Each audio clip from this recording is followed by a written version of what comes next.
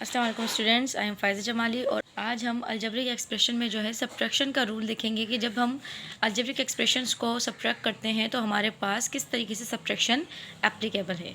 तो अगर मैं यहाँ पर एग्जांपल के लिए पहले एक टर्म ले लूँ, जैसे 2y² + 4x + 3, और इसको मैं सब्ट्रैक्ट कराना चाह रही हूँ एक एक्सप्रेशन से जो कि है हमारे पास 3x + 6y² + 2।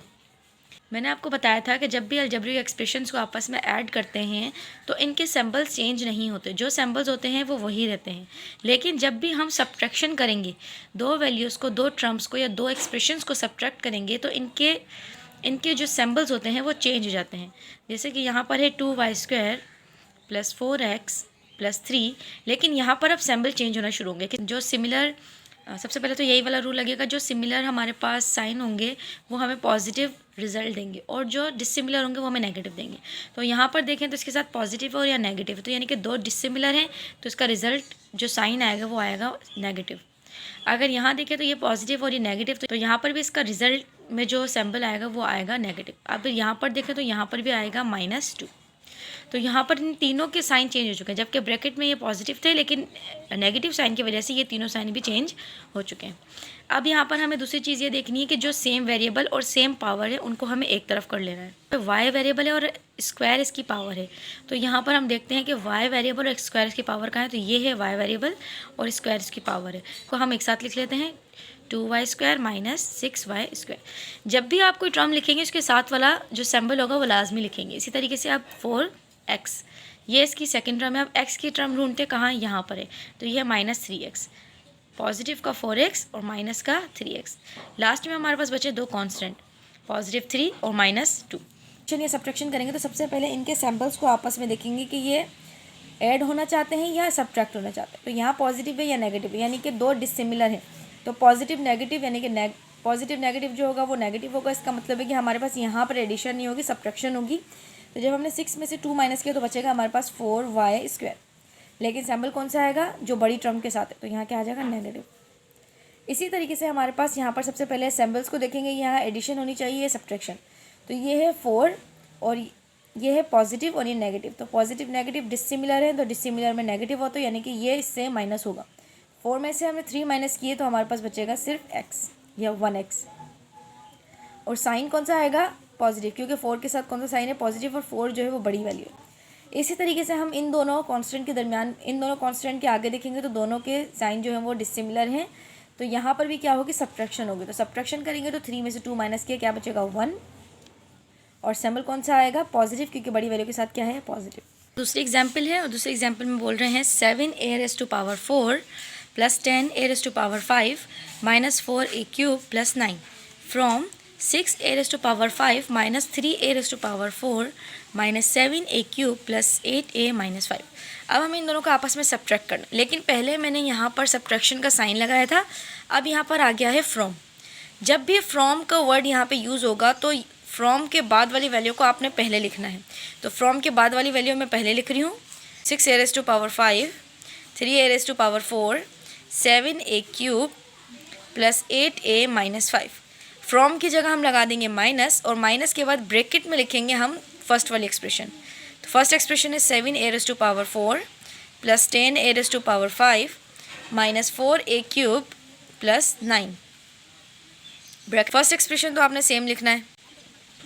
अब यहाँ पर सिंबल चेंज होना शुरू हो जाएंगे, रूल अप्लाई किया है वही नीचे होगा।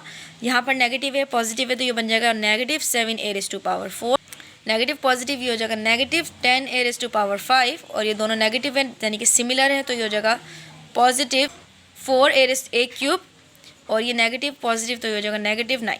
यानी कि इनके जितने भी अंदर वाले सिंबल्स होते हैं ना नेगेटिव में, ये सब चेंज हो जाते हैं। तो सेम पावर वाली टर्म्स को एक साथ लिखना है। यहाँ पे a की पावर है 5, तो हम a की पावर 5 ढूंढेंगे, तो ये है हमारे पास a की पावर 5। 6a⁵, इसके सिंबल के साथ 10a⁵, 5 के बाद 4 होनी चाहिए, तो 4 है हमारे पास। 3a⁴ - 3a⁴, अब a⁴ दूसरी का है, ये रही, -7a⁴। इसके बाद 4 के बाद 3 होनी चाहिए, तो ये है -7a³, और यहाँ पर है हमारे पास +4a³। क्यूब के बाद होना चाहिए स्क्वायर, तो स्क्वायर की वैल्यू हमारे पास यहाँ नहीं है, लेकिन स्क्वायर के बाद होना चाहिए सिंगल ए, तो सिंगल ए की टर्म है हमारे पास 8a। इसके बाद लास्ट में बचते हैं हमारे पास कांस्टेंट है -5 और -9, -5 और -9। इन सब वैल्यूज़ को हमने क्या कर दिया है, अरेंज कर दिया है। अब यहाँ पर दोबारा से पहले साइंस को देखेंगे कि एडिशन होनी है या सब्ट्रैक्शन होनी है। तो प्लस माइनस माइनस, 10 में से हमने 6 माइनस किया तो बचेगा 4a⁵ और सिंबल कौन सा आएगा, माइनस का, क्योंकि बड़ी वैल्यू के साथ क्या है, माइनस। इसी तरीके से माइनस माइनस प्लस, तो इन दोनों को आपस में ऐड करेंगे, 7 + 3 10 a⁴ और सिंबल कौन सा आएगा, जो बड़ी वैल्यू के साथ है, तो यहाँ पर आ जाएगा माइनस। इसके बाद माइनस प्लस माइनस, 7 में से हमने 4 को सब्ट्रैक्ट कर लेना है, तो यहाँ पर बचेगा 3a³ और सिंबल कौन सा आएगा, नेगेटिव, क्योंकि बड़ी वैल्यू के साथ क्या है, नेगेटिव।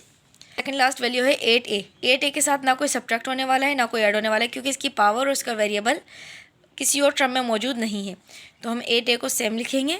इसके बाद आ जाते हैं हम कांस्टेंट पर, तो ये है नेगेटिव नेगेटिव, तो नेगेटिव नेगेटिव हो जाएगा प्लस, तो 9 में जब हम 5 प्लस करेंगे तो बनेगा 14 और सिंबल आ जाएगा यहाँ पर नेगेटिव का, क्योंकि बड़ी वैल्यू के साथ क्या है, नेगेटिव। यहाँ पर एक और एग्जाम्पल है, एक और एग्जाम्पल को सॉल्व करते हैं। यहाँ पर है 6a - 3b + 4c + 8d। इसको इन्होंने डायरेक्ट लिख दिया कि सब्ट्रैक्ट करना है। पहले यहाँ पे फ्रॉम होता था तो हम वैल्यू को पहले लिखते थे, तमाम टर्म्स को, और फिर साइन चेंज करते थे। तो यहाँ पर अब हमें एक्सप्रेशन को आगे पीछे नहीं करना, बल्कि एक्सप्रेशन बिल्कुल जगह पर है और जहाँ सिंबल है इसको हमें यहीं रखना है। तो यहाँ पर बराबर में दूसरा एक्सप्रेशन दिया हुआ है जो है 3a + 11b + 3c + 8d। तो अब हमें इसको आपस में सब्ट्रैक्ट करना है। फर्स्ट वाला एक्सप्रेशन हमारे पास सेम रहेगा, क्योंकि बीच में फ्रॉम नहीं दिया हुआ, इसलिए हम आगे पीछे एक्सप्रेशन को नहीं करेंगे। डायरेक्ट यहाँ पर हम सिंबल्स को चेंज करेंगे। ये पॉजिटिव है तो ये हो जाएगा -3a, ये पॉजिटिव हो जाएगा -11b, ये भी पॉजिटिव है हो जाएगा -3c, और ये भी पॉजिटिव ये भी हो जाएगा -8d। अब जो a है उनको अलग कर लेते हैं, 6a - 3a, फिर जो b है -3b - 11b, फिर इसके बाद c है +4c - 3c, और उसके बाद है हमारे पास d, तो 8d + 8d। सॉरी यहाँ पर साइन चेंज हो गया, तो ये हो जाएगा -8d और ये हो जाएगा -8d। अब यहाँ पे साइन को देखेंगे कि यहाँ एडिशन करनी है या सब्ट्रैक्शन, तो प्लस माइनस माइनस, 6 में से 3 माइनस किए तो हमारे पास 3a बचेगा, और साइन कौन सा आएगा हमारे पास आंसर के साथ, जो कि बड़ी वैल्यू के साथ है, तो बड़ी वैल्यू के साथ पॉजिटिव है तो यहाँ पर भी 3a पॉजिटिव रहेगा। इसके बाद ये टर्म है दोनों, तो माइनस माइनस प्लस, तो 11 में हमने 3 प्लस किए तो हो जाएगा 14b, और साइन कौन सा आएगा, नेगेटिव, क्योंकि बड़ी वैल्यू के साथ क्या है, नेगेटिव, तो -14b। इसके बाद b के बाद हम आ जाएंगे c पर। यहाँ पर होगा प्लस माइनस माइनस, 4 में से 3 माइनस किए तो हमारे पास सिर्फ 1c बचेगा, तो जो 1c होगा उसके साथ सिंबल कौन सा आएगा, पॉजिटिव का, क्योंकि बड़ी वैल्यू के साथ क्या है, पॉजिटिव है।